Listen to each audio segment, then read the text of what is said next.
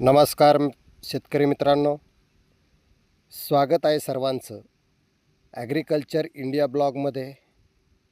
तर पहा मित्रांनो, आजच्या व्हिडिओमध्ये आपण पाहणार आहोत की ऊसाची मोठी बांधणी करताना नेमकी कोणती सेंद्रिय खते वापरावीत. ऊसाचं टनेज वाढण्यासाठी आणि कांड्यांची जाडी वाढवण्यासाठी जमिनीचा पोत सुधारणे खूप महत्त्वाचे असते. आणि त्यासाठी मित्रांनो, आपल्याला ऊसामध्ये मोठी बांधणी करताना सेंद्रिय खतांचा वापर करायचा आहे. तर नुसतं रासायनिक खत न वापरता आपण जर सेंद्रिय खताचा जर आपल्या ऊसाला जर वापर केला तर मित्रांनो त्याचा खूप मोठा फायदा होणार आहे. तर मित्रांनो, त्यासाठी आपल्याला कोणती सेंद्रिय खतं वापरायची आहे ती सर्व माहिती आपणाला अशा व्हिडिओच्या माध्यमातून मिळणार आहे. त्यासाठी मित्रांनो, आपण व्हिडिओ नक्की शेवटपर्यंत पहा. आम्ही वापरलेले आहे, तुम्ही पण वापरा. तर मित्रांनो पहा, ऊसाची मोठी बांधणी हा ऊसातील एक अत्यंत महत्त्वाचा टप्पा आहे. यावेळी ऊसाला योग्य खतमात्रा दिल्यास कांड्यांची जाडी आणि वजन वाढण्यास मोठी मदत होते. सेंद्रिय पद्धतीचा अवलंब करताना मित्रांनो, मिश्रण व कशा पद्धतीने वापरायचं आणि ते कशा पद्धतीने टाकायचं याची सविस्तर माहिती पाहणार आहोत. तर मोठ्या बांधणीच्या वेळी जमिनीचा पोत सुधारण्यासाठी सूक्ष्मजीवांची संख्या वाढवण्याची खूप महत्त्वाची गरज आहे. आणि सूक्ष्मजीवांची जर संख्या वाढली तर मित्रांनो, आपल्या ऊसाची मुळी ही चांगल्या प्रकारे चालणार आहे. त्यासाठी मित्रांनो, काही सेंद्रिय खतं आपण या व्हिडिओमधून पाहणार आहोत. चांगले कुजलेले शेणखत किंवा मग कंपोस्ट खत मित्रांनो आपल्याला सरी फोडतेवेळी टाकायचे आहेत. तर ते कशा पद्धतीने टाकायचं मित्रांनो बघा. तुमचं सेंद्रिय खत शेणखत असो किंवा कंपोस्ट खत असो किंवा गांडूळ खत असो, हे सेंद्रिय खत ऊसाला जर टाकलं तर मित्रांनो शेतीमध्ये त्याच्या खूप चांगल्या प्रकारचा फायदा होतो. तर हे मित्रांनो टाकण्याची पद्धत कशी पहा. एकरी साधारणपणे शेणखत चांगलं कुजलेलं असेल तर एकरी 1 टन शेणखत टाकणं गरजेचं आहे. त्याच्यामुळे आपल्या जमिनीचा पोत चांगल्या प्रकारचे सुधारू शकतो. आमचं बघा प्रत्यक्ष असं तुम्हाला दाखवलेलं आहे. सरी फोडण्याचं काम चालू आहे, मोठी बांधणीचं काम चालू आहे आणि त्याच्या अगोदर आम्ही ह्या खतांचा वापर केलेला आहे. तर दुसरी गोष्ट गांडूळ खत मित्रांनो, प्रति एकरी मित्रांनो कमीत कमी 500 किलो किंवा मग 1 टनापर्यंत आपल्याला शक्य झालं तर मित्रांनो हे सुद्धा गांडूळ खतसुद्धा आपल्याला जर आपण आपल्या ऊसामध्ये सेंद्रिय खत जर टाकलं तर त्याचासुद्धा आपल्याला खूप चांगल्या प्रकारचा फायदा होऊ शकतो. हुमिक ॲसिड, सूक्ष्म अन्नद्रव्ये मुबलक प्रमाणात मित्रांनो आपल्याला ह्या खतांमुळे आपल्या ऊसासाठी मिळणार आहे. दुसरी गोष्ट, आपल्याला एवढंच करून नाही थांबायचं. त्यासाठी मित्रांनो आपल्याला निंबोळी पेंड किंवा करंजा पेंड किंवा एरंड पेंड मित्रांनो प्रति एकरी 100 किलो वापरायचे आहे. यामुळे काय होणार आहे मित्रांनो, ऊसावरील हुमणी आणि इतर जमिनीतील किडींचा प्रादुर्भाव कमी होतो. कशामुळं तर ह्या निंबोळी पेंडमुळे. त्याच्यामुळे निंबोळी पेंडचा सुद्धा मोठी बांधणी करण्याच्या वेळेस नाही तुम्हाला जास्त वापर करता आला तरी थोड्या प्रमाणात तरी मित्रांनो आपण तो वापर नक्कीच आपल्या ऊसामध्ये मोठी बांधणी करताना करावा. दुसरी गोष्ट मित्रांनो, आता ह्या बांधणीच्या वेळी ओलावा असताना जीवाणू खते दिल्यास ती अधिक प्रभावी ठरवतात. आणि अशा पद्धतीनं जर मित्रांनो नत्र शोषून ऊसाला मिळवून देण्यासाठी अशा पद्धतीने जर आपण ही खतांचा जर वापर केला. दुसरं आहे मित्रांनो झोटोबॅक्टर किंवा मग ॲक्सिडोटोबॅक्टर, हे हवेतील नत्र शोषून ऊसाला मिळवून देण्यासाठी खूप याचा फायदा होतो.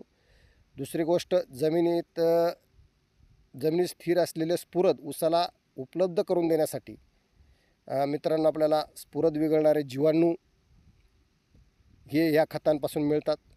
दुसरी गोष्ट, ऊसातील रसातील साखर आणि गोडी वजन वाढण्यासाठी याचा खूप उपयोग होतो मित्रांनो. दुसरी गोष्ट, आता आपल्याला जे करायचं आहे तो स्लरीचा वापर. मित्रांनो स्लरीचा वापर जर आपण ही मोठी बांधण्याच्या वेळी केला तर त्याचासुद्धा आपल्याला खूप चांगला फायदा होऊ शकतो. तर काय करायचं मित्रांनो, जीवामृत म्हणजे स्लरी 200 लिटर जीवामृत एक प्रति एकरी पाण्यासोबत किंवा ड्रेचिंगद्वारे जर आपण दिलं तर त्याचासुद्धा आपल्या ऊसासाठी खूप चांगल्या प्रकारचा फायदा होऊ शकतो ऊसाचं. आणि दुसरी गोष्ट मित्रांनो, डिकंपोजर ही एक वेस्ट डिकंपोजर एक नावाचं एक औषध आहे मित्रांनो. म्हणजे ते आपल्या ऊसाचं जे पाचट आहे खाली पाचट पडल्याच्यानंतर त्याच्यावरती हे डिकम्पोजर नावाचे स्लरी जर आपण हे केली तर मित्रांनो ऊसाचं पाचट आणि जमिनीत असलेले सेंद्रिय पदार्थ लवकर कुजण्यासाठी याचा ह्या वापर होतो, ते म्हणजे डिकम्पोजर. त्याचासुद्धा आपण वापर करू शकता. दुसरी गोष्ट सिलिकॉन, ऊसाचे पान राकट आणि चांगलं कडक होण्यासाठी आणि रोगप्रतिकार निर्माण होण्यासाठी मित्रांनो सिलिकॉनचासुद्धा आपण सिलिकॉनयुक्त सेंद्रिय खताचासुद्धा वापर करू शकतो. हुमिक ॲसिड मुळांची कार्यक्षमता वाढण्यासाठी आणि पांढऱ्या मुळांचा विस्तार करण्यासाठी बांधणीच्या वेळी हुमिक ॲसिड देणं हे सुद्धा खूप गरजेचं आहे. मग ते दाणेदार असो किंवा लिक्विड स्वरूपातला असू द्या, ते सुद्धा आपल्याला वापरायचं आहे. आता दुसरी गोष्ट, खते दिल्यानंतर लगेच भर लावावी किंवा मग जेणेकरून खते उघड्यावर राहणार नाहीत याची काळजी घ्यावी. मित्रांनो जर आपण ही सर्व खतं दिल्याच्यानंतर ते उघड्यावर राहणार नाही याची काळजी घेणं खूप गरजेचं आहे.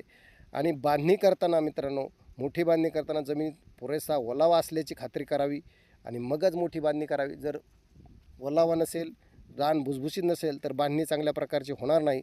त्याच्यामुळे बांधणी करताना जमिनीत ओलावा चांगला गरजेचा आहे.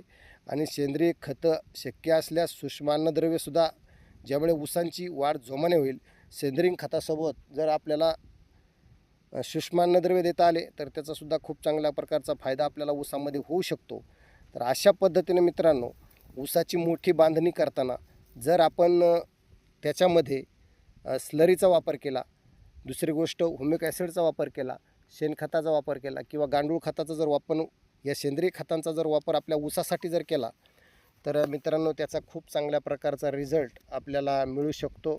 आणि मित्रांनो त्याच्यामुळे आपलं जे रासायनिक खत आहे, या रासायनिक खताचा आपल्याला पुरवठा कमी लागणार आहे आणि आपल्या ऊसासाठी खर्च कमी होणार आहे. त्यासाठी मित्रांनो अवश्य जास्त रासायनिक खतावरती भर न देता आपण स्लरीसारखे जे नैसर्गिक सेंद्रिय खतं आहेत, या खतांचा वापर करून आपल्या जमिनीचा पोत सुधारण्यासाठी नक्कीच या खतांचा वापर करावा. आम्ही करत आहे, तुम्हीसुद्धा करावे. आणि प्रत्येक व्हिडिओच्या माध्यमातून मी ते दाखवून पण दिलेलं आहे. स्लरी कशा पद्धतीने सोडायची, कशा पद्धतीने स्लरी बनवायची, हे सर्व आपण पाठीमागच्या व्हिडिओमध्ये सुद्धा पाहिलेलं आहे. आणि तुम्ही जर पाहिलं नसेल तर नक्कीच पाठीमागच्या व्हिडिओमध्ये जाऊन बघा. आणि नवीन असेल तर मित्रांनो चॅनलला सबस्क्राईब करा, जेणेकरून तुम्हाला खूप छान सुंदर माहिती माझी प्रत्येक व्हिडिओच्या माध्यमातून मी देण्याचा प्रयत्न करतो, ती नक्कीच तुम्हाला पाहायला मिळेल.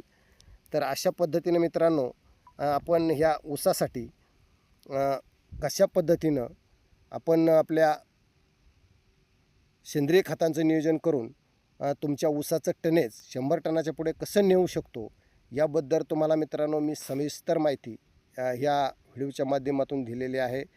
तर ही माहिती तुम्हाला कशी वाटली मित्रांनो, नक्की एक कमेंट करून सांगायचं आहे.